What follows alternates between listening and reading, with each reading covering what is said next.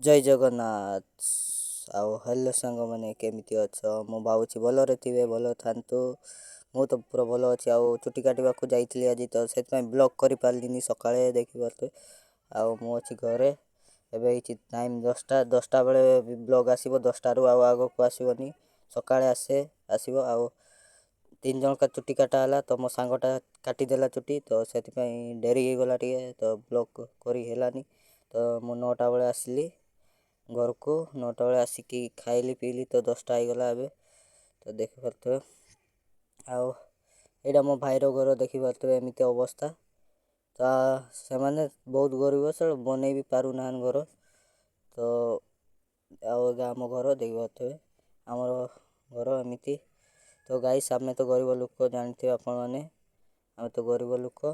ଆଉ ଏ ପଫିଆ ସେଇଠି ଫଳିଛି, ଦେଖିପାରୁଥିବେ। ଭଣ୍ଡା କିସ ଅମୃତଭଣ୍ଡା, ହଁ। ଆଉ ବାଏ ବାଏ, ଦେଖା ହେବା ଆଉ ଗୋଟେ ମିନି ବ୍ଲଗ୍ରେ। ଟାଟା।